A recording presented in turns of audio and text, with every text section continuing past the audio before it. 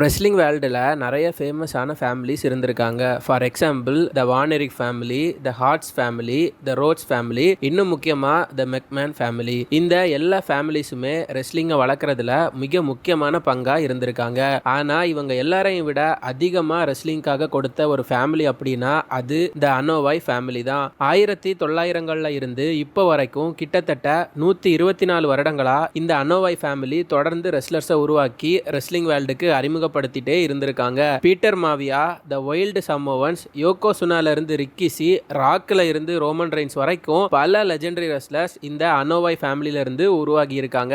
இன்னைக்கு நாம இந்த வீடியோல WWE இருந்ததிலேயே மிக முக்கியமான ஃபேமிலியான த அனோவாய் ஃபேமிலியோட வரலாற்றையும், முக்கியமா நம்ம எல்லாருக்கும் தெரிஞ்ச இப்போ WWE இருக்கிற பிளட் லைனோட வரலாற்றையும் இந்த வீடியோல நாம பார்க்க போறோம். இந்த வீடியோவை எடுக்கிறதுக்காக ரொம்பவே ஹார்ட் ஒர்க் பண்ணியிருக்கேன் நண்பா. ஸோ மறக்காம இந்த வீடியோவை ஒரு லைக் பண்ணிட்டு நம்ம சேனலை சப்ஸ்கிரைப் பண்ணாதவங்க சப்ஸ்கிரைப் பண்ணிட்டு கமெண்ட்ஸ்ல உங்களோட ஃபேவரட் அனோவாய் ஃபேமிலி ரெஸ்லர் யாரு அப்படிங்கிறதையும் கமெண்ட் பண்ணிட்டு இந்த வீடியோவை ஸ்கிப் பண்ணாம ஃபுல்லா பாருங்க.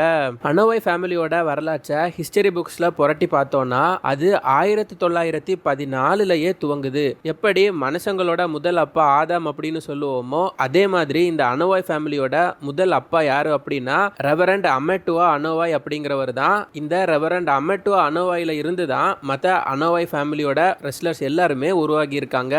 ஹவாயில இருக்கிற வெஸ்டர்ன் சமோவா அப்படிங்கிற ஒரு இடத்துல பிறந்த இவர் ரொம்பவே மத நம்பிக்கை கொண்டவராக இருந்திருக்காரு. அது மட்டும் இல்லாம சமோவன்ஸுங்கிற அவங்களோட குலத்து மேல ரொம்பவே அதிகமான ஈடுபாடும் பச்சும் உள்ளவராகவும் இருந்திருக்காரு.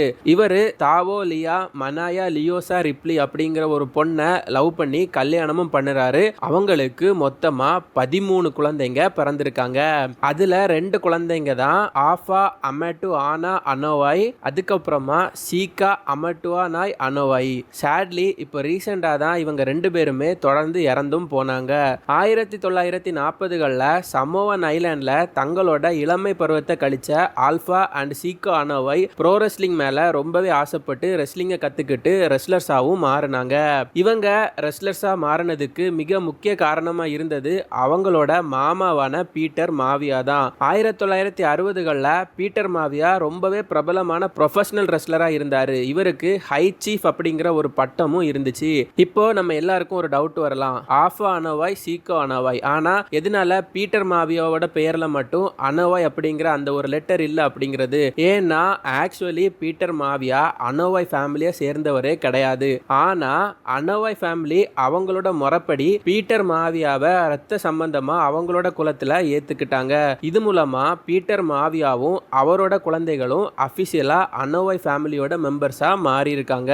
இதுக்கப்புறம் பீட்டர் மாவியா ரொம்பவே பிரபலமாகி நியூசிலாந்து, ஆஸ்திரேலியா நாடுகளுக்கு போய் அங்க ரெஸ்ல் பண்ணி பயங்கர பாப்புலரா இருந்தாரு. அங்க அவரு ஒலாட்டியா ஃபுவாட்டாயோ அப்படிங்கிற ஒரு பொண்ணை மீட் பண்ணி அவங்கள லவ் பண்ணி மேரேஜும் பண்றாரு. பீட்டர் மாவியா 1967 வெளியான ஜேம்ஸ் பாண்ட் 007 மூவில ஒரு டிரைவர் ரோல்ல கூட ஆக்ட் பண்ணியிருக்காரு. அப்போ அவர் எந்த அளவு பிரபலமா இருந்திருப்பாருன்னு நினைச்சு பாருங்க. 1970 பீட்டர் மாவியாவை WWF புக் பண்ணாங்க. 1970 WWE பெயர் WWF அப்படின்னு தான் இருந்துச்சு. அதுக்கப்புறமா WWE மாறிச்சு. ரேரான இந்த வீடியோ கிளிப்ல நம்மளால இளமையா இருக்கிற வின்ஸ் மெக்மேன் பீட்டர் மாவியாவை ஒரு இன்டர்வியூ பண்றத பார்க்க முடியும். பீட்டர் மாவியா WWFல 11 வருஷம் ரெஸ்ல் பண்ணிருக்காரு. பீட்டர் மாவியா WWFல இருக்கும்போது தான் ஆல்ஃபா அண்ட் சீகோ அனோவாய் வைல்டு சமோவன்ஸ் அப்படிங்கிற பெயர்ல ஒரு டாக் டீமை ஃபார்ம் பண்ணி நார்த் அமெரிக்கால ரெஸ்ல் பண்ணிட்டு இருந்தாங்க. 1980களில் த வைல்டு சமோவன்ஸும் WWFல ஜாயின் பண்ணி 3 டைம் வேர்ல்டு டாக் டீம் சாம்பியன்ஸா இருந்திருக்காங்க. WWF மட்டும் இல்லாம இன்னும் பல ரெஸ்லிங் கம்பெனிஸ்லயும் ரெஸ்ல் பண்ணி டாக் டீம் சாம்பியன்ஷிப்பை த வைல்டு சமோவன்ஸ் வின் பண்ணாங்க. அதே டைம்ல ராக்கி ஜான்சன் அப்படிங்கிற ஒரு ஆப்பிரிக்க ரெஸ்லர் இன்னொரு பக்கத்துல ரெஸ்லரா வளர்ந்து வந்துட்டு இருந்தாரு. ராக்கி ஜான்சன் வந்து பாத்தீங்கன்னா கிட்டத்தட்ட 20 வருஷமா WWE ரெஸ்ல் பண்ணது மட்டும் இல்லாம நம்ம எல்லாருக்கும் தெரிஞ்ச லெஜெண்டரி ரெஸ்லர்ஸான WWEயோட ஜெரி லாலர், ஹார்லி ரேஸ், டெரிஃபங் மாதிரியான பல ரெஸ்லர்ஸ் கூட ரெஸ்லும் பண்ணியிருக்காரு. ஸோ ராக்கி ஜான்சன் வந்து பாத்தீங்கன்னா அபிஷியலான ஒரு அனோவாய் ஃபேமிலி மெம்பர் கிடையாது. ராக்கி ஜான்சன் என்ன பண்ணார் அப்படின்னா ஆட்டா அப்படிங்கிற ஒரு பொண்ணை லவ் பண்ணி மேரேஜ் பண்றதுக்காக கேட்கிறாரு. அந்த பொண்ணோட அப்பா யாரு அப்படின்னு பார்த்தோம்னா அது பீட்டர் மாவியா. பீட்டர் மாவியா ஆரம்பத்தில் ராக்கி ஜான்சனோட காதலுக்கு எதிர்ப்பு தான் தெரிவிச்சாரு. அதுக்கு காரணம் என்ன அப்படின்னா, பீட்டர் மாவியா வாழ்ந்த ரெஸ்லிங் வாழ்க்கை ரொம்பவே கடினமா இருந்திருக்கு. ஸோ ஒரு ரெஸ்லரை அவரோட பொண்ணு கல்யாணம் பண்றதை அவர் விரும்பவே இல்லை. ஆனா ராக்கி ஜான்சன் ரொம்பவே போராடினதுக்கு அப்புறமா பீட்டர் மாவியா ராக்கி ஜான்சனை பிளஸ் பண்ணி அவரோட மகளை அவருக்கு கல்யாணமும் பண்ணி வைக்கிறாங்க. இது மூலமா ராக்கி ஜான்சன் அபிஷியலா அனோவாய் ஃபேமிலியோட ஒரு மெம்பரா மாறினாரு. 1982ல WWFல ஜாயின் பண்ணின ராக்கி ஜான்சன் டோனி அட்லஸ் அப்படிங்கிற ரெஸ்லர் கூட டாக் டீமா இணைஞ்சு தன்னோட ஃபேமிலி மெம்பர்ஸான ஒயில்டு சமோவன்ஸையே தோக்கடிச்சு 1983 டிசம்பர்ல WWF ஓட வேர்ல்டு டாக் டீம் டைட்டிலை வின் பண்ணாரு. இது மூலமா WWEலயே முதல் முறையா டைட்டில்ஸை வின் பண்ணின கருப்பின ரெஸ்லர் அப்படிங்கிற பெயரும் ராக்கி ஜான்சனுக்கு கிடைச்சது. இந்த டைம்ல தான் அனோவாய் ஃபேமிலியோட ரெஸ்லர்ஸும் ரெஸ்லிங் வேர்ல்டும் ரொம்பவே நல்லா வளர்ந்துட்டு இருந்துச்சு. 1970ல சீகா அனோவாய்க்கு ஒரு குழந்தை பிறந்துச்சு. அதுக்கு மேத்யூ டப்பானுவா அப்படிங்கிற பெயரை வச்சாங்க. 1980களில் அவங்களுக்கு ரெண்டாவதா ஒரு குழந்தையும் பிறந்துச்சு. அந்த குழந்தைக்கு அவங்க வச்ச பெயர் லியாட்டி ஜோசப் அனோவாய். லியாட்டி ஜோசப் அனோவாய் யார் அப்படிங்கிறத நம்ம அப்புறமா பார்க்கலாம். இவங்களை பத்தியும் இவங்க ஃபேமிலியில இருந்த மற்ற குழந்தைங்க எல்லார பத்தியும் நாம இனி வரிசையா அந்த வீடியோல பார்ப்போம். சீகா அனோவாயோட பிரதரான ஆஃபா அனோவாய்க்கும் ஒரு ஆண் குழந்தை பிறந்துச்சு. அதுக்கு அட்காகப்பு ராட்னி அப்படிங்கிற ஒரு பெயரை வச்சாங்க. இந்த ராட்னி யாருன்னா அவரு தான் யோகோசுனா. யோகோசுனா 1980களில் அவரோட ரெஸ்லிங் ட்ரைனிங்கை ஸ்டார்ட் பண்ணி த கிரேட் கொக்கினா அப்படிங்கிற நேம்ல ரெஸ்ல் பண்ணிட்டு இருந்தாரு. 1992ல WWE ஜாயின் பண்ணின ராட்னிக்கு WWE கொடுத்த ஒரு பெயர் தான் யோகோசுனா. இவருக்கு WWE ஆரம்பத்தில் ஜாப்பனீஸ் சுமோ ரெஸ்லர் மாதிரியான ஒரு கேரக்டரை தான் கொடுத்தாங்க. ஆனா யோகோசுனா ஒரு ஜப்பான் நாட்டை சேர்ந்தவர் கிடையாது. அவர் பார்த்தீங்கன்னா ஒரு சமோவன். 1990களில் இந்த கிமிக் மூலமா மிக பிரபலமான யோகோசுனா ரெசல்மேனியா 9ல 1993 வருஷம் ஏப்ரல் மாசம் 4ஆம் தேதி அன்னைக்கு WWE சாம்பியன்ஷிப்பையும் வின் பண்ணாரு. அனோவாய் ஃபேமிலியில இருந்து வந்த ரெஸ்லர்ஸ்லயே முதல் முறையா WWE சாம்பியன்ஷிப்பை வின் பண்ண ஒரு ரெஸ்லர் யாரு அப்படின்னா அது யோகோசுனா தான். அதே டைம்ல யோகோசுனாவோட பிரதர்ஸான சாமுவேல் ஃப்ரெட் அதுக்கப்புறமா சொலாஃபா ஃபாட்டு WWEல டாக் டீம் ரெஸ்லர்ஸா அறிமுகமானாங்க. இவங்களோட tag team name the Headshrinkers. இந்த டீம்ல ஒரு ஆள் தான் டாங்கா கிட். இந்த டாங்கா கிட்டோட பார்ட்னர் தான் த லெஜெண்டரி டஃப் காய்னு அழைக்கப்பட்ட ஹாக்கு. இவங்களோட team name the Islanders. Tonga Kid WWEல வின்ஸ் மெக்மேன் கூட ஏற்பட்ட மனக்கசப்புனால WWE விட்டு போயிட்டாரு. ஆனா அவரோட பிரதரான சொலாஃபா ஃபாட்டுன்னு அழைக்கப்பட்ட ரிக்கிசி மட்டும் WWEலயே இருந்தாரு. இதே டைம்ல ஆஃபா அனோவாயோட இன்னொரு பையனான லாய்ட் ECWல பால் ஹேமனோட ரெஸ்லிங் கம்பெனில பிரபலமாகிட்டு இருந்தாரு. அதுக்கப்புறமா WWEல ரிக்கிசி ஃபாட்டு சோலோ ரெஸ்லரா அறிமுகமாகி 1990களோட ஆட்டிடியூட் இராவோட மிகப்பெரிய ஒரு மெகா ஸ்டாரா மாறினாரு. முக்கியமா ரிக்கிசியோட ஸ்டிங் ஃபேஸ் அப்படிங்கிற ஃபினிஷரும் அவர் ஆடக்கூடிய கூலான டான்ஸும் அந்த டைம்ல ரசிகர்களை வேற லெவல்ல என்டர்டெயின் பண்ணிச்சு. இதே டிசம்பர் 1996ல பீட்டர் மாவியாவோட பேரனும் ராக்கி ஜான்சனோட பிள்ளையுமான டுவேன் த டக்லஸ் ஜான்சன் WWEல அறிமுகமாகிறாரு. ஆரம்பத்தில் ஃபுட்பால் பிளேயரா தன்னோட கரியரை ஸ்டார்ட் பண்ண ராக் அதுக்கப்புறமா ஃபுட்பாலை விட்டுட்டு ஒரு ஃபுல் டைம் ரெஸ்லரா மாறி இருந்தாரு. ராக் WWEல ஃபர்ஸ்ட் ராக்கி மாவியா அப்படிங்கிற பேர்ல தான் அறிமுகமானாரு. அப்புறமா அவரோட நேம்ல அந்த மாவியாவை தூக்கிட்டு ஜஸ்ட் ராக் அப்படிங்கிற பேர்ல WWEல இவர் மிக பிரபலமான ரெஸ்லரா உருவானாரு. முக்கியமா ராக் WWEல 8 டைம் WWE சாம்பியனாவும் 2 டைம் இன்டர்கான்டினென்டல் சாம்பியனாவும் 5 டைம் டாக் டீம் சாம்பியனாவும் 1 டைம் ராயல் ரம்பிள் சாம்பியனாவும் அது மட்டும் இல்லாம 5 டைம் ரெசல்மேனியால மெயின் இவெண்டராவும் இருந்தாரு. இது எல்லாத்தையும் தாண்டி WWEல இருந்ததுலயே கிரேட்டஸ்ட் ப்ரோமோ ஸ்கில்லும் மைக் ஸ்கில்லும் கொண்ட ரெஸ்லர் யாரு அப்படின்னு பார்த்தோம்னா அதுவும் ராக் தான். ஆனா 2000s பாதியில ராக்கோட பயங்கரமான டேலண்ட் அவரை ஹாலிவுட்டுக்கு கொண்டு போச்சுது. ஆரம்பத்தில் டெலிவிஷன்ஸ்ல சோர்ஸ் பண்ணின ராக் அதுக்கப்புறமா Walking Tall, Fast and Furious பிரான்ச்சைஸ்னு பெரிய பெரிய ஹாலிவுட் மூவிஸ்ல ஆக்ட் பண்ணது மட்டும் இல்லாம மொவானா அப்படிங்கிற அனிமேஷன் படத்துல அவரோட ஓன் கேரக்டரை அவரே பண்ணிருப்பாரு. ராக் ரொம்பவே சக்சஸ்ஃபுல்லா ஹாலிவுட்ல இருந்த டைம்ல ராக்கோட பிரதர் அவரோட ஸ்டண்டபிளா மாறினாரு. 2004ல அனோவாய் ஃபேமிலி இவரை பிளஸ் பண்ணி இவருக்கு மிக முக்கியமான ஒரு ட்ரைபல் பட்டத்தையும் கொடுத்திருக்காங்க. ராக் இந்த மாதிரி பிரபலமா இருந்த டைம்ல ராக்கோட கசினும் சீகா அனோவாயோட பையனுமான மேத்யூ டப்பானு அப்படிங்கிற உண்மையான பெயரை கொண்ட ரெஸ்லர் WWEல ரோசி அப்படிங்கிற பெயர்ல ஒரு கிமிக்க பண்ணி அவரோட ரெஸ்லிங் கரியரை ஸ்டார்ட் பண்ணாரு.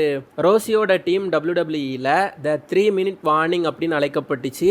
இந்த டீம்ல ரோசி கூட இருந்த இன்னொரு மெம்பர் யாருன்னா அது உமாக்காவும் ரிக்கிஸியும் பார்த்தீங்கன்னா பிரதர்ஸ். ஓவராலா இவங்க எல்லாரும் ஆல்ஃபா அனோவாய், சீகா அனோவாய், அதுக்கப்புறமா பீட்டர் மாவியா இவங்க 3 பேரோட வாரிசுகளா தான் இருந்திருக்காங்க. இந்த டைம்ல உமாக்கா பிரிஞ்சு WWE இருந்து வேற கம்பெனிக்கு போயிட்டாரு. ரோசி WWE ஹரிக்கன் கூட ஜாயின் பண்ணி சூப்பரான ஒரு சூப்பர் ஹீரோ ட்ரெயினி கேரக்டரை பண்ணிட்டு இருந்தாரு. இதுக்கப்புறமா ரோசி WWE இருந்து வெளியே போனாரு. உமாக்கா திரும்ப WWEக்கு உள்ள வந்தாரு. இந்த டைம்ல உமாக்கா ரொம்பவே பிரபலமாக ஆரம்பிச்சாரு. முக்கியமா உமாக்கா ஜான்சினா கூட ரெசில் பண்ணது மட்டும் இல்லாம முக்கியமா ரெசல்மேனியா 23ல நடந்த தி பேட்டில் ஆஃப் தி பில்லியனர் மேட்ச்ல வின்ஸ் மெக்மேனோட டீம் மெம்பரா உமாக்கா தான் பாபி லேஸ்லி எதிர்த்து ரெசில் பண்ணிருப்பாரு. இந்த டைம்ல இதுக்கு முன்னாடி அனோவாய் ஃபேமிலில இருந்து வந்த நிறைய ஓல்ட் ரெஸ்லர்ஸ் ஆல்ரெடி ரிட்டையர்ட் ஆகி இருந்தாங்க. ராக் பார்த்தோம்னா ஹாலிவுட் போயிருந்தாரு. ராக்கி ஜான்சன், ஆல்ஃபா அனோவாய், சீகோ அனோவாய் எல்லாம் ரிட்டையர்ட் ஆகிட்டாங்க. ரொம்பவே சோகமா பீட்டர் மாவியாவும் யோகோசுனாவும் இறந்து போயிருந்தாங்க. முக்கியமா யோகோசுனா ரொம்பவே சின்ன வயசுல இறந்து போயிருந்தாரு. ரிக்கிஸியும் டாங்கா கிட்டும் வேற ஒரு ரெஸ்லிங் கம்பெனிக்கு போயிட்டாங்க. முதன்முறையா WWE அனோவாய் ஃபேமிலியோட ரெஸ்லர்ஸோட எண்ணிக்கை ரொம்பவே குறைஞ்சிருந்தது. ஆனா அனோவாய் ஃபேமிலியோட லக்கு ஆல்ரெடி கொஞ்சம் இளம் ரெஸ்லர்ஸ் எல்லாரும் அடுத்து களமிறங்க ரெடியா தான் இருந்திருக்காங்க. 2007ல ஆல்ஃபா அனோவாயோட இன்னொரு மகனான மானு ராண்டி ஓட்டனோட லெகசி டீமோட மெம்பரா அறிமுகமாகிறாரு. ஆனா மானுவால மற்ற அனோவாய் ஃபேமிலி ரெஸ்லர்ஸ் அளவுக்கு பெரிய அளவுல பிரபலமாக முடியல. அதுல இருந்து கொஞ்சம் வருஷத்துல மானுவோட கசின்ஸான Joshua Samuel Fatu and Jonathan Solofa Fatu அப்படிங்கிற 2 பேரு WWE டாக் டீம் அறிமுகமாகறாங்க. இவங்க 2 பேருமே ஐடென்டிக்கல் ட்வின்ஸ். WWE இவங்க 2 பேருக்கும் ஜே யூசோ, ஜிம்மி யூசோ அப்படிங்கிற இண்டிவிஜுவல் பெயரையும் த யூசோஸ் அப்படிங்கிற டீம் நேமையும் வச்சாங்க. 2010ல இருந்து 2022 வரைக்கும் பிரியாம WWEயோட டாக் டீம் டிவிஷன்ஸை த யூசோஸ் கட்டி ஆண்டது மட்டும் இல்லாம பலமுறை டாக் டீம் சாம்பியன்ஷிப்பை வின் பண்ணாங்க. முக்கியமா இப்ப இருக்கிற WWEயோட longest reigning tag team champions யாரு அப்படின்னா அது த யூசோஸ் தான். 2011ல த ராக் ஹாலிவுட்ல இருந்து திரும்பவும் WWEக்கு ரிட்டர்ன் ஆகினாரு. ரிட்டர்ன் ஆன ராக் தொடர்ந்து 2 ரெசல்மேனியாஸை மெயின் ஈவென்ட் பண்ணது மட்டும் இல்லாம ஜான்சினா, சிஎம் பங்க் மாதிரியான ரெஸ்லர்ஸ் கூட ரெசில் பண்ணி WWE டைட்டிலையும் வின் பண்ணியிருந்தாரு. 2014ல ராக் அவரோட கசினான செவலினா ஃபெனைனா ஃபாட்டுவை WWE அறிமுகப்படுத்துறாரு. NXTல அவங்களுக்கு WWE நயா ஜாக்ஸ் அப்படிங்கிற பெயரை கொடுத்தாங்க. இந்த சேம் டைம்ல ஜொனத்தன் ஃபாட்டு நவோமிங்கிற உமன் WWE ரெஸ்லரை மேரேஜ் பண்ணி நயோமியையும் அவங்களோட அனோவாய் ஃபேமிலியில ஒரு மெம்பரா கொண்டு வந்தாரு. த யூசோஸ், நயோமி, நயா ஜாக்ஸ்னு இவங்க எல்லாரும் தொடர்ந்து WWEல உமன்ஸ் டைட்டில்ஸையும் டாக் டீம் டைட்டில்ஸையும் வின் பண்ணி அனோவாய் ஃபேமிலியோட பெயரை காப்பாத்திட்டு இருந்தாங்க. இதே டைம்ல CWCல சீன் மலுட்டாங்கிற ஆல்ஃபா அனோவாயோட நெஃப்யூவா இருந்த ஒரு ரெஸ்லர் க்ரூசர்வெயிட் ரெஸ்லிங் டிவிஷன்ல ரெஸ்ல் பண்ணிட்டு இருந்திருக்காரு. இது மட்டும் இல்லாம லான்ஸ் அனோவாய்ங்கிற ரெஸ்லரும் WWEல ஒரு பெரிய ரெஸ்லர் ஆகிறதுக்கு முயற்சி பண்ணாரு.